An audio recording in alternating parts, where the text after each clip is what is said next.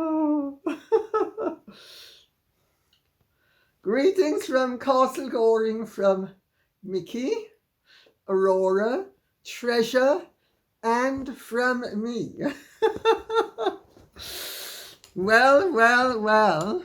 Uh, Treasure is holding his own, just about. I don't think we are going to have Treasure with us much longer, but for as long as we can keep him happy and comfortable and alive, fine.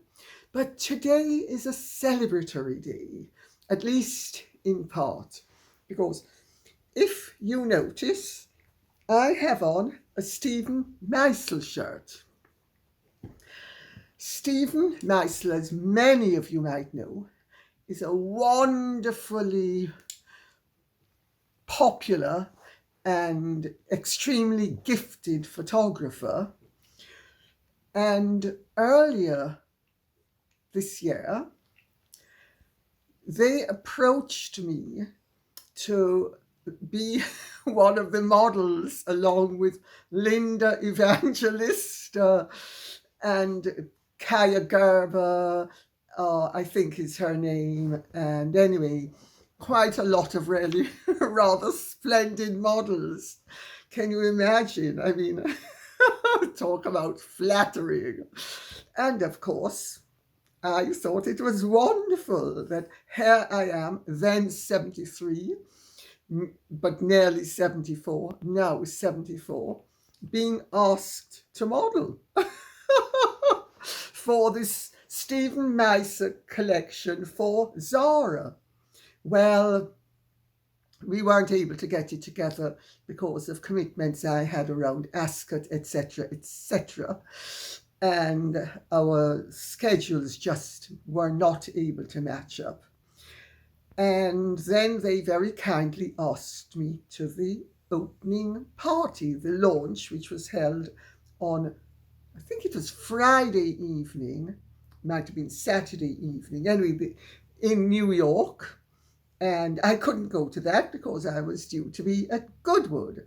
Then, of course, I actually never ended up going to Goodwood because of Treasure, because I had to be taking Treasure to the vet and spoon feeding him every hour, well, drop feeding him with hydrators, etc. So just as well I declined because I didn't make Stephen Meisel's party in New York, and I didn't make Goodwood either. But it's all over the newspapers, and it looks as if it was a fabulous party. And the divine Linda Evangelista was there in all her glory. Well, having said that, I am also going to celebrate the fact that there has been quite a lot of stuff about rugby at the moment. And before plunging in with the first question, I am going to say that my son Dima was in Paris for the France versus New Zealand rugby match with his best friend, who is French, and another friend. Of course, to those of you who don't know, my children were educated partly in England at St. Peter's Eaton Square, then Hill House, and partly in France. And Dima attended Toulouse Business School, from which he has a business degree. So he's quite the financial hotshot. Speaking languages I don't understand, and I'm not referring to French, I'm referring to mathematical thingies and money. Anyway, he says that President Macron was roundly booed. Well, the Princess of Wales, as some of you might know, she attended the England versus Argentina match in the Stade de Marseille, and William at the Stade de Bordeaux went for England versus Wales. Sorry, slap me. Wales versus Fiji. Because, of course, Catherine is now the patron of the Rugby Football Union and the Rugby Football League, which Harry had been made patron of in 2016. And he was duly stood down in February 2021 by the Queen, who then reallocated the patronages to Catherine, who is an avowed sportswoman, as everybody knows. So we have this situation where, should England and Wales play, I don't want to be around that Wales family because they're sufficiently competitive that there is going to be loads of bedlam. So I'm going to ask that a photograph of Dima and a little snippet of the France versus New Zealand match be shown, and then afterwards I will plunge in.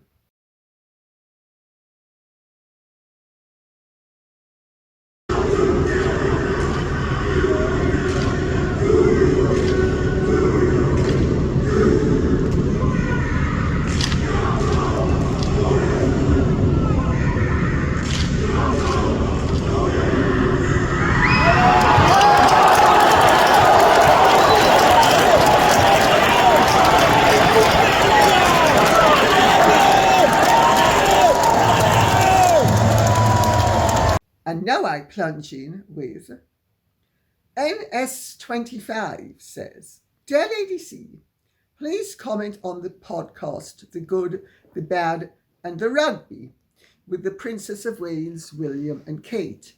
I thought it was a superb podcast and exactly how a podcast should be, informative and entertaining. And I'm going to read out what Penny 1641 says as well. The Daily Beast is reporting Prince William and Catherine Middleton sabotaged Prince Harry's Invictus Games. Well, Tom Sykes, the royal correspondent for the Daily Beast, is very well connected and a very, very able, one of the ablest of all of the royal correspondents. To comment, I saw it. I saw The Good, the Bad and the Rugby. So many people brought it up to me that I had to watch it. And I have to say, I agree with Tom Sykes. It was absolutely brilliant. It dropped just before Harry was able to try to snatch all attention for himself and Megsy baby. It looks as if somebody at the palace is beginning to wake up to the fact that when the wind is blowing, you need to batten down the hatches and do what you should be doing to make sure that your feathers don't get blown away. Let's put it that way. Well, I thought the podcast was charming. It had over 1 million views in a day. It knocked Harry and anything else into a tertiary position, which is good. And it showed the genuine affection, the relaxation, the ease, but the civility and the decorum that is shared by senior members of the royal family who, for these purposes, are the Prince and Princess of Wales, the Princess Royal Princess Anne, and Mike Tyndall, her son-in-law. They were all speaking about rugby. 3 gorgeous rugby players. I had a rugby playing boyfriend once. I ought to say, though, that my son Dima tried out for Toulouse, the club, as a rugby player, and thank God he didn't get it. I was praying he wouldn't, because I find rugby very nerve-wracking, because the mistakes can be so infirming and permanent that every time he played in a rugby match, I was on tenterhooks. But anyway, to get back to the more important things and not my mama neuroses.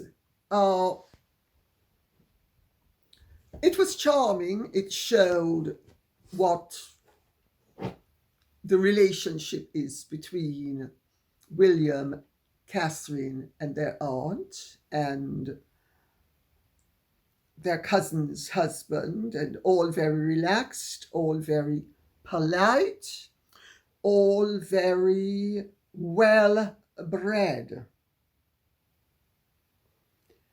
I leave it at that, because you can depend on it. Had Meghan been there, it would have been all about her. Hands going everywhere. Hands going everywhere. And everything would have been flipped back to her. While there was a wonderful lack of eye. No eye specialism. No ophthalmologists or optometrists on site. Joe Marsh says, odd, isn't it, how Harry was allowed, given special permission, to visit Queen Elizabeth II's gravesite, alone and in private. Yet, somehow, someone just happened to spot him and release the photo. Odd, I say. Well, what is even odder, Joe March, is that, first of all, Harry was shown into and out of the castle before it was open to the public. Therefore, there were no passers-by. So who took the photograph? They're trying to say a passerby took it. But there were no passers-by present. I wonder if Carl Lawson was there. Just throw that in for good measure. Come on, baby. Yes, come to Marty. Come on. Good boy. Okay. Treasure just wants a little cuddle. Okay. So, next question. Amanda Carroll says, and now we have a series of enlightenments, shall we say, from Germany and people who have a connection to Germany. Apparently, the German taxpayers are so angry about being expected to pay for their demands. Over 2,000 petitions have been drafted to their government. This should be in the headlines. Shouted from the rooftops, Germany, or they will paint the picture of being successful. Well, Amanda Carroll, they're already painting the picture of being successful. They've already excised any such suggestion from the public comprehension, shall we say. And Harry's been a great success. Everybody loves Harry, and anything to the contrary is just ignored, like the deadly silence of the public when he brought up Meghan's 43% Nigerian blood.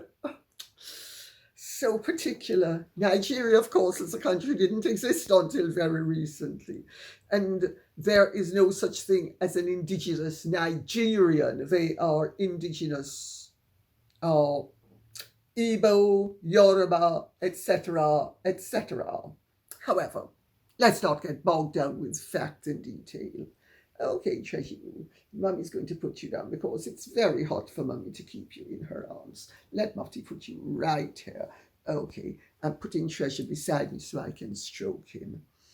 It's very important because I don't think Treasure's going to last much longer, that we give him all the love he wants. So, I won't say why I don't think he's going to last much longer, but I don't think he is.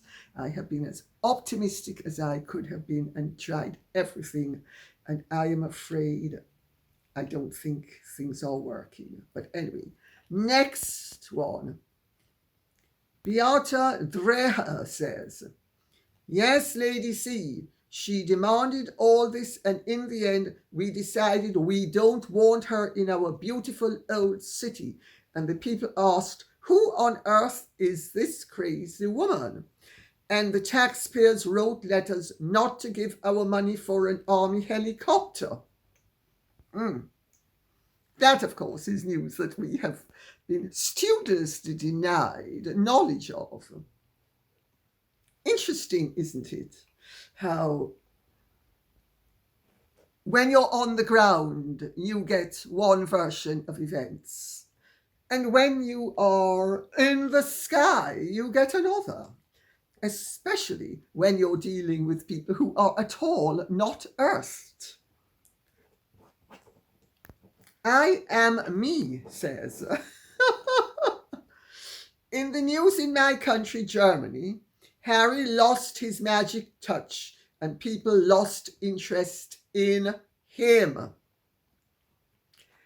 Yes, I gather that is what is being reported upon in Germany.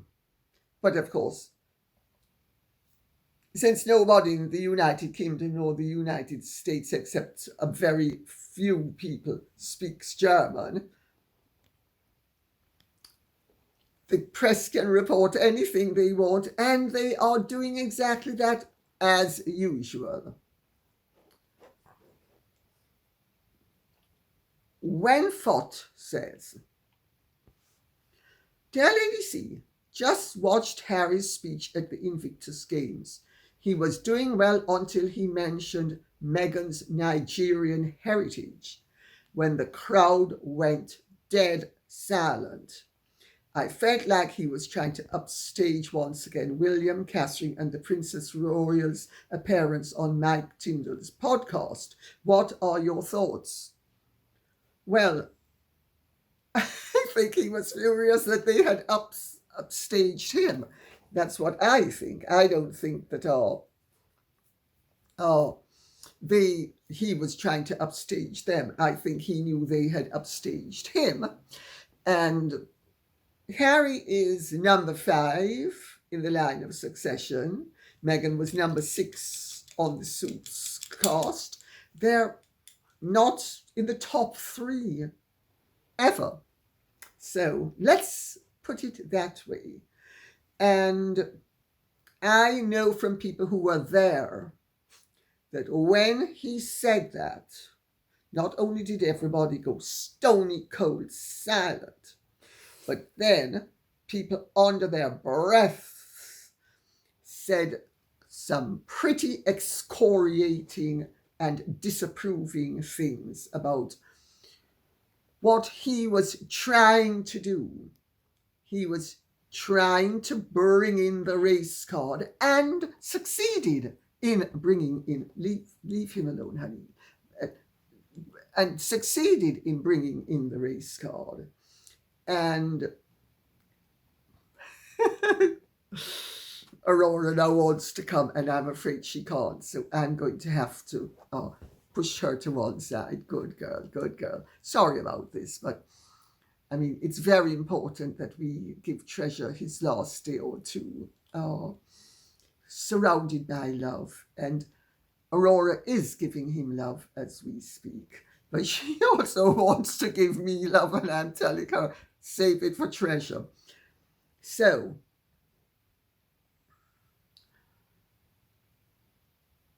what does Meghan having 43% Nigerian blood have to do with what team he or she would be supporting?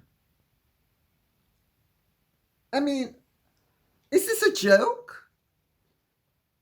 What about any Irish ancestry? Any English ancestry? Any German ancestry? Or do those not count at all because they're the wrong shade of pale? I mean, who ever heard of supporting a team just because you have a percentile of blood from it? I mean, I come from a genuinely international background. I am not supporting any team or state on the basis of my bloodlines. Nobody does it. I mean, but of course, if it had been 43% Scottish, that wouldn't have been mentioned.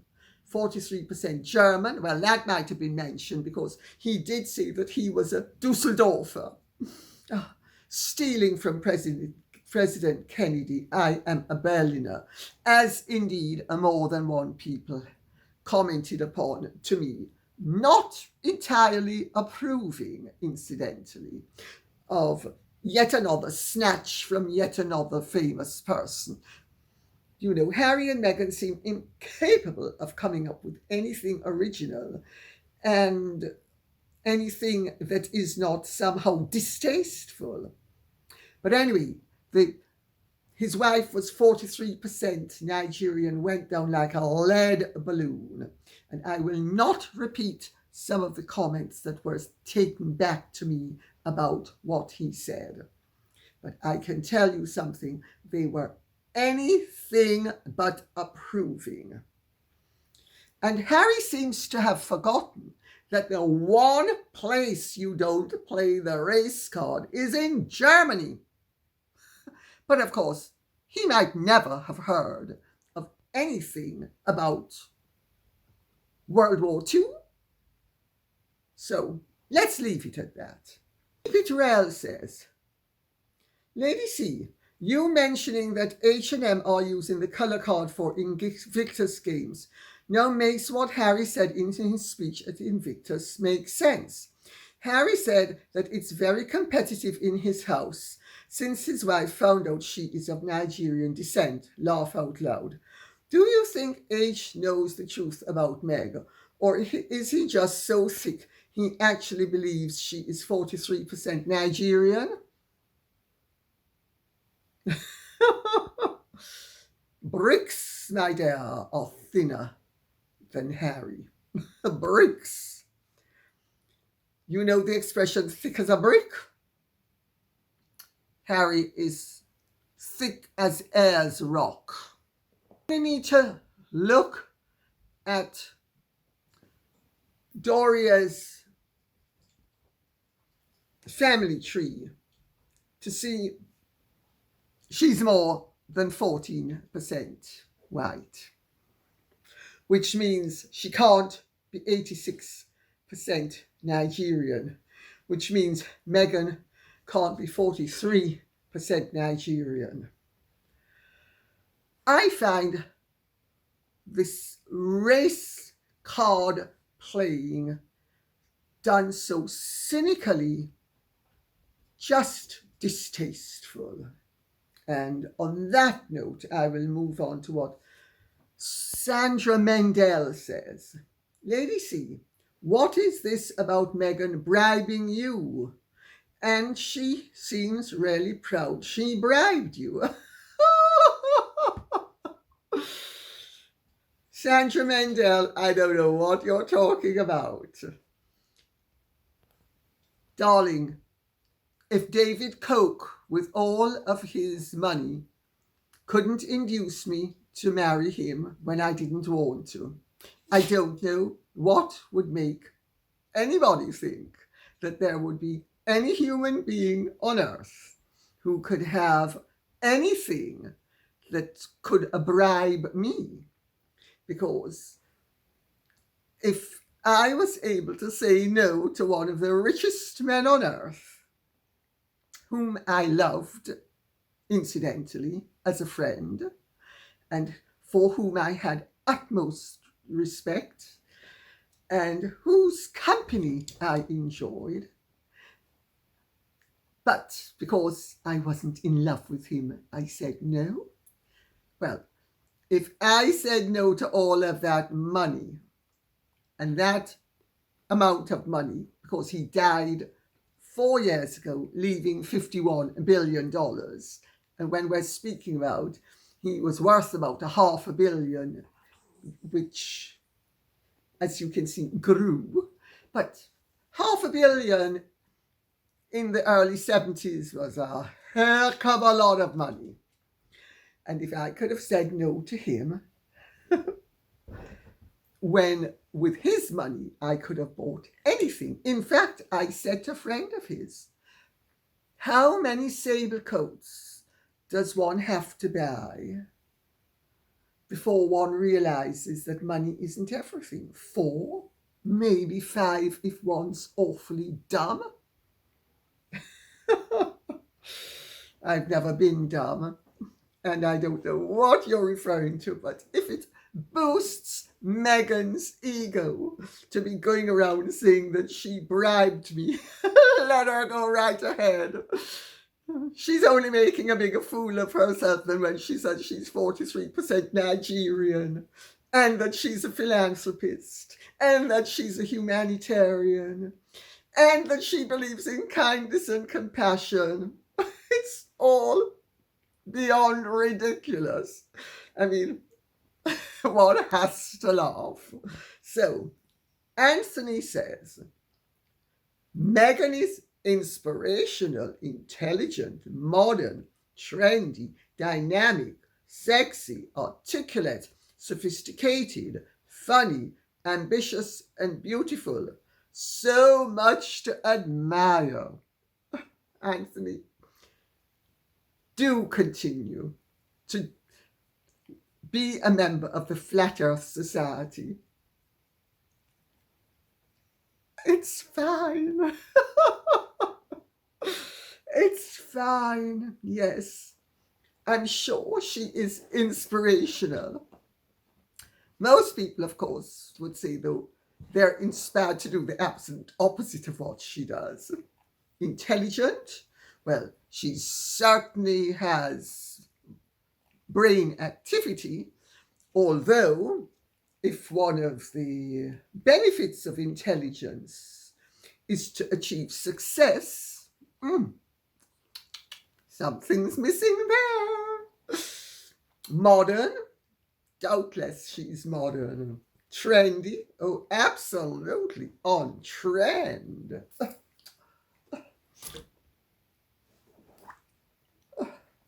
Let me do my tick pose.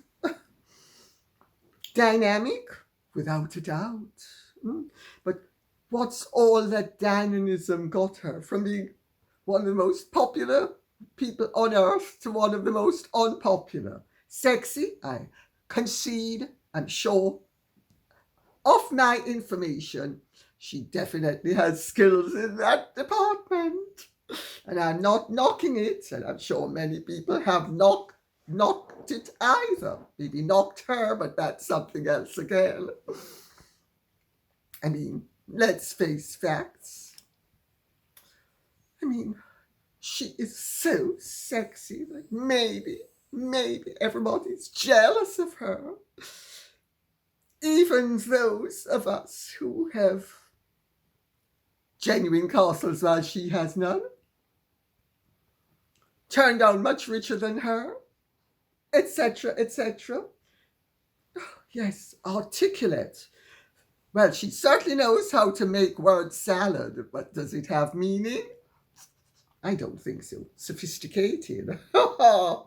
You, darling heart, don't know the meaning of the word if you can think that that is sophisticated. That is a demonstration of Oiksville in tandem with gross overreaching. Ambitious, without a doubt. Beautiful? I don't think so. Attractive physically, yes. And certainly an enhanced type of beauty. Personally, I prefer to walk around with the face that God gave me. But then again, I'm not trying to hide who I really am. Charmaine Richter says, Lady C, M is just enough, and I never see come see. This is a Jamaican, I can tell. If it's not a Jamaican, it's somebody who's lived in Jamaica.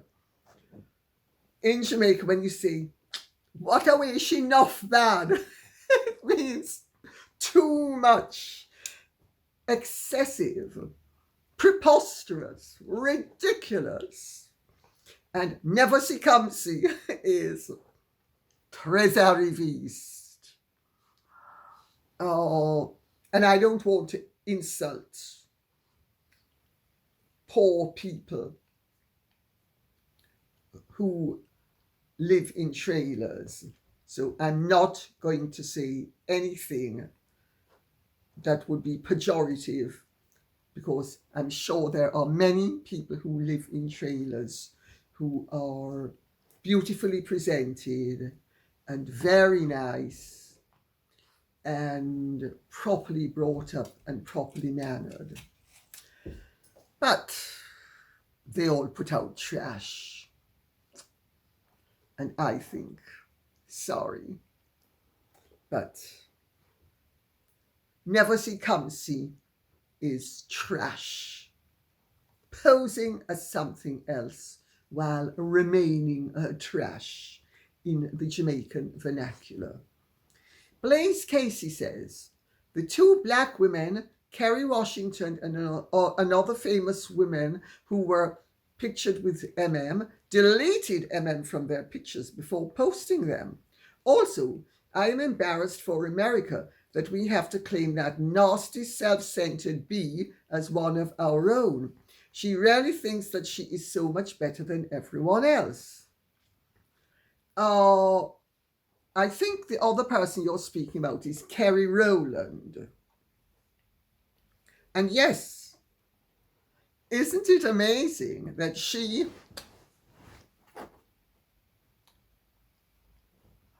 I'm taking it for all it's worth. Just check me out. I know how to spot a camera and look right in it.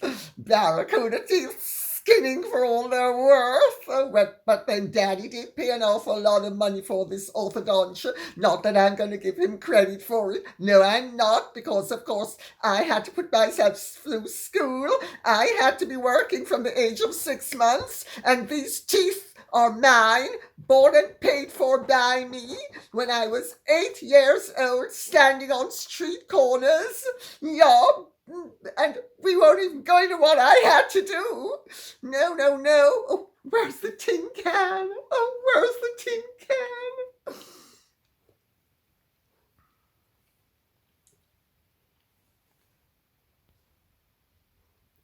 She posted pictures with them. They deleted her.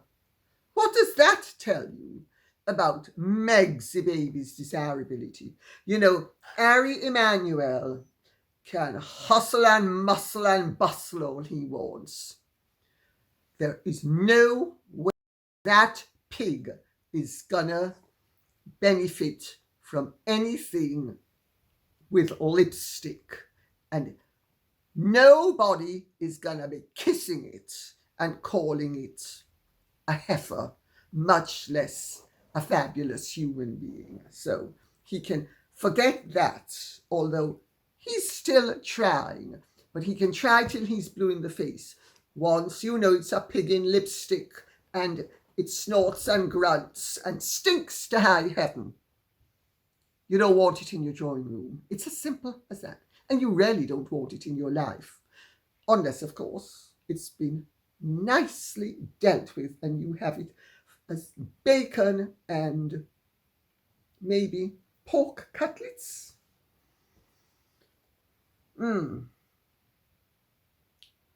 Donna Atkins says, "Good morning to you, Lady C, from Brisbane, Australia. In my opinion, I believe Has-Been was trying to use Well-Child as an excuse for his abhorrent behaviour of not going to visit the late Queen before her passing, even though she had requested it, considering he was already in the UK. Donna Atkins, you and many other people have revisited the question of what Harry said at the Well-Child Awards when he was saying that he couldn't be where, that the Queen wouldn't want him where she is. Let me tell you something about speeches. They're written, they're memorized, they're read from, they're exact. The exactitude is the reality. Don't for a second believe that anything Harry said was not rehearsed to within an inch of its life. And the fact that he said what he did and the way he said it, and that it is open to several different interpretations, is typical Meghan and Harry. They cover all the bases, they have everybody talking, they have everybody, it's all a mystery as to what they really said and meant. But it also puts the boot in, and it did. However, let's put the boot in with Harry. The fact of the matter is, I said it last year and I'm gonna repeat it. The Queen asked Harry and Meghan to come up to Balmoral, and they refused to do so, notwithstanding the fact they knew how ill she was and that her time on earth was limited. And let's remember, even though there was COVID, when Prince Philip was dying, Harry could have got on a plane and come over and did not. That should tell you something about Harry's devotion to his grandparents. And everything else is spun, so that they come out smelling like roses and everybody else comes out carrying the bag of manure that they have dumped upon us. Well, I'm sorry, I'm not carrying any bag of manure. I know what he said, and I can tell you something. It was said very deliberately, and it was said to have and convey a series of meanings, one of which is deeply ominous and is quite, in my opinion, inappropriate. Let's put it that way. So let's leave it at that. J. Fra says, Lady C, thank you for sharing treasure with us today. This may seem off topic, so my apologies. I saw a YouTuber talking about a very recent change to the royal website. Apparently it now reads in part that Prince Harry's primary residence is Frogmore Cottage. I don't believe in clerical oversights like this. Does it signify something deeper? Does it have a legal aspect to it? If he is resident in the UK, it would have tax implications and other impacts, such as the Councillor of State. I am unsure if this is correct. Why would the website use Frogmore Cottage when the king went to great pains to say they had been removed? It all seems very strange to me. Thank you for your insight. Hugs to Treasure. I will give Treasure hugs. He's down there resting.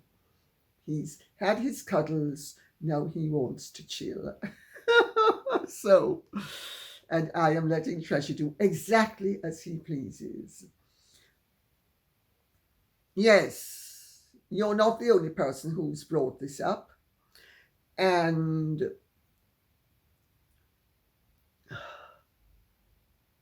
I want to choose my words reasonably carefully, because I do not approve of mixed messages, and I do not approve of state institutions playing with truth and the facts so that they can please Peter while ostensibly pleasing Paul and actually displeasing Paul significantly. And Paul is the one who should not be displeased by them. The fact of the matter is, Harry cannot qualify as a regent if he is not domiciled in this country. Harry and Meghan have made it quite clear that they are aware that they are one plane crash away from the throne, which they are, if William, Catherine and all the children should be on, well, not Catherine, she doesn't count, she's not in the line of succession. If William and the 3 children were in a plane crash together, that is the end of anything except Harry being the next in line to be king. That's why he needs a domicile here. That's why he cannot give up his domicile. And for Americans, I need to point out there is a significant difference on the English law between residency and domicile. You can be resident abroad and remain domiciled here. Domicile is determined by 1 or 2 things. Domicile of origin is one, so where you're born. Domicile of origin as well as domicile of where you intend to be buried. If Harry is going to be buried in the royal burial yard at Frogmore, which is more than likely, because that's where, say, the Duke and Duchess of Windsor are buried,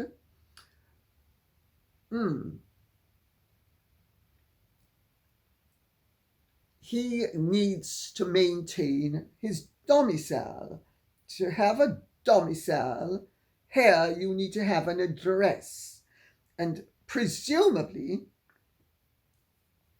something has either been cobbled together, which would be somewhat unsatisfactory, because in reality the website is maintaining that Harry's domicile is a place to which he no longer has a right.